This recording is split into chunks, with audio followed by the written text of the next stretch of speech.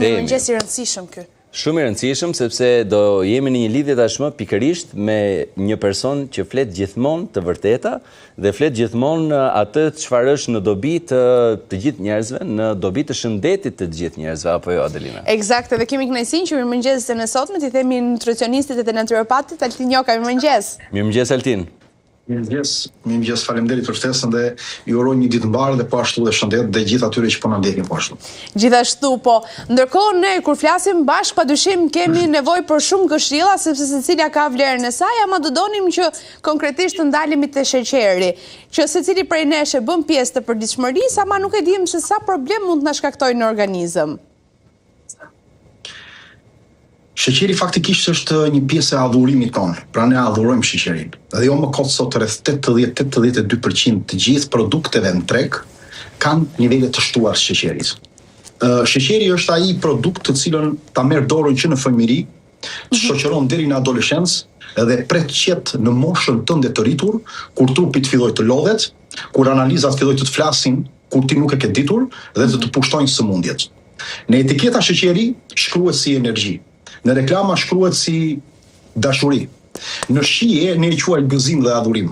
Por në të vërtet, ai sillet si një pushtues në trupin tonë. Sepse është nga produktet që mbrohet më shumë me liq dhe është nga produktet të cilët, pra kemi një kontraversitet këtu, është edhe një nga produktet I cili është armë e shkatrimit të masë.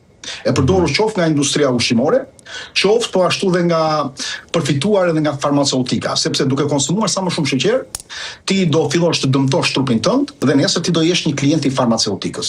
Po ashtu është edhe një mbrojtje shumë e madhe për politikanët, sipas 3-4 analizave që janë bërë 2012, 2018, 2021, një pjesë e madhe të politikanëve në botë janë të paguar nga kjo lloj industrie, e cila aktualisht kalon $110 miliardë vetëm si industri e prodhimit, pa hyrë pasaj të në produktet e tyre.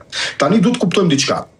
Sheqeri, edhe pse ne e quajmë negativ, mos harrojmë që ai përbën shtyllën kurizore të ADN-s dhe ndoshta është elementi kryesor që trupi I nevojitet.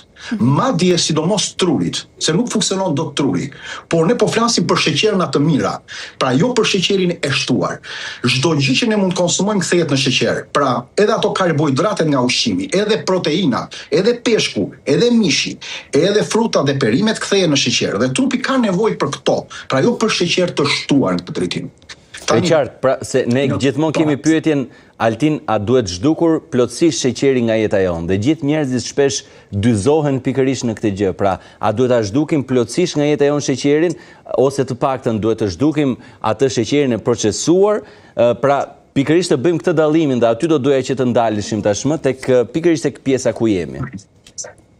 Kur jepen disa të dhëna ose jepen rekomandime, për shembull po flasim këtë rast në Organizata Botërore e Shëndetësisë, unë jam kundër dhe kësaj, por ne po hesim prapë brenda një linje të rregullt, e cila thotë që një fëmijë duhet të konsumojë 3-4 lugë sheqer në ditë, një grua 6 lugë dhe një I rritur ose një mashkull 9 lugë sheqer në ditë. Këtu kemi të bëjmë me 9 lugë nga të gjithë ushqimet dhe mos harrojmë, më shumë se 70-75% ne nuk e marrim te kafja që mund pim ose që shoqërojmë një lëng apo diçka tjetër. Ne marrim nga produktet, sepse te çdo produkt që ne konsumojmë, qoftë tek një ketchup, qoftë tek një salcë, qoftë tek një pije e cila duket e gazuar dhe nuk ka për shembull nga këto zhvepsrat e çfarë janë këto që pijen, edhe këto kanë sasi të sheqerit. Çdo produkt ka sheqer për një arsye të thjeshtë.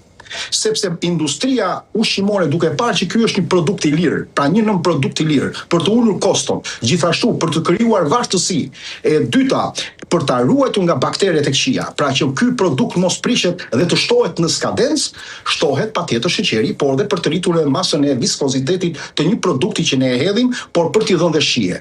Për opinionin tim, sasia e sheqerit që duhet konsumuar nëse është e mundur të eliminohet maksimalisht. Ne kemi shumë mjete natyrale që mund t'i konsumojmë. Ne kemi mjaltin, kemi hurmat arabe, kemi fikun, kemi produktet e tjera të cilat apo frutat e zakonshme, të cilat mundet ta subvencionojnë këtë sheqer. Personat që unë për shembull I kam pasur në konsult, që kanë pas probleme të mëdha në shëndetin e tyre. Sot që flasim në shumë vende të botës, e kanë 2 vjet, 3 vjet heqjen e sheqerit totalisht dhe përmirësimi I shëndetit tyre ndoshta është 300-400%. E qartë. Pra opinioni im është që duhet të eliminuar. Duhet filloj nga fëmijët. Edhe do doja të lutem të ndaleshim me grup mosha të ndryshme, sepse edhe sheqeri, normalisht si kundër edhe ti e përmende në fillim, në bazë të grup moshave të ndryshme edhe shtohet në përdorimin e tij, sepse ne e fillojmë që fëmijë përdorimin e sheqerit në mënyrë të gabuar dhe më pas vazhdojmë duke e thelluar akoma më shumë atë gropën që kemi krijuar. Tashmë kur jemi fëmijë, çfarë është ai sheqeri mirë me të cilin ne mund ta manovrojmë mendjen e një fëmie që mos i japim ato sheqernat e dëmshme, pra të bëjmë një ndarje tek fëmijët. Atëre, sot fëmijët po konsumojnë sheqer sa një i rritur. Dhe ky është problemi më i madh. Sot ne po konsumojmë, një fëmijë po konsumon 22 deri në 30 lugë sheqer. Pra afërsisht 10 fishin. Një i rritur po konsumon 7 fish më tepër, por një fëmijë po konsumon 10 fish. Sepse që në momentin e parë që ne dalim, ne mendojmë duke i dhënë për shembull një bukë, një tost. Pastaj ose dikush tjetër te shkolla që un kam parë në Tiranë, ku kam bërë një sondazh për të bërë një produkt të librit tim, kam parë në disa shkolla që fëmijët suleshin me vrap te byrektore, tek picat, menin diçka nga këto croissantët, menin vafera e të tjerë. Pra që në këtë moment ne kemi shkatruar pjesën e fëmijës në aspektin e gjithë aspektit metabolik. Pra jo byreqe dhe pica për fëmijët.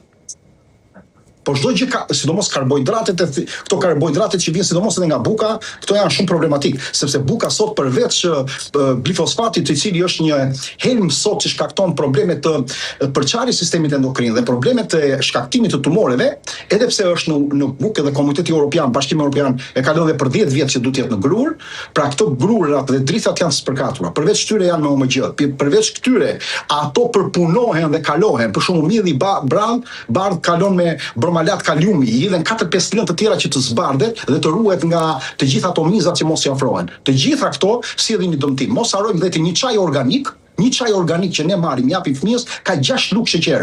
Tek një kos frutash nga më të mirët, ka 4.5 lugë sheqer. Mos themi harim deri në 7 lugë sheqer.